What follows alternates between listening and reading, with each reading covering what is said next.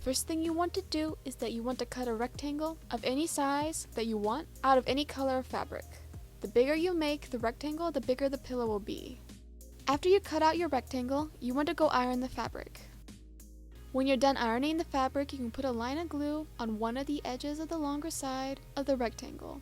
You can put the glue only where the stuffing will be when the pillow is all together, or you can put a line of glue on the whole edge. Both ways do work. Then you can fold the fabric in half and put the other longer side of the rectangle into the glue. If you want, you can sew this instead. When the glue has dried or when you're done sewing, you can flip the fabric inside out. Then you can take a piece of ribbon and tie a bow on one side of the fabric like how I did here. After you tie the bow, you can stuff the pillow. You don't want to stuff it all the way because you have to make another bow, so you only want to put stuffing in the middle.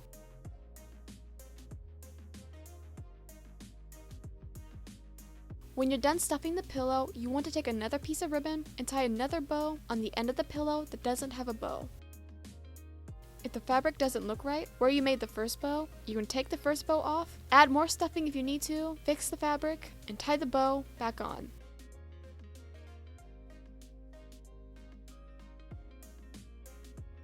Then you can trim the tails of the ribbon at an angle with scissors. Now you can draw on the eyes and the mouth onto the pillow with a pencil. You can use a ruler to measure where you want the mouth and the eyes to be at, and you can use something circular, like a cup, to trace around to make the eyes. Instead of putting a face on the pillow, you can put a word there.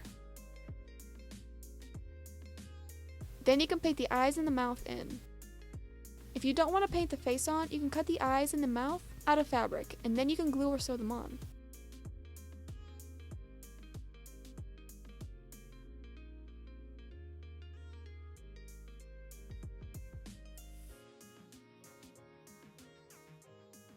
The last thing you can do is that you can adjust the ends of the pillow by pulling and moving the fabric around until you like how the pillow looks. If there is any fraying on the ends of the pillow, you can trim the strings off with scissors. And that's how you make this candy pillow. In the comments down below, let me know what you think about this DIY, and if you like this video, give this video a thumbs up and subscribe to see more DIYs. I will see you in the next video. Bye!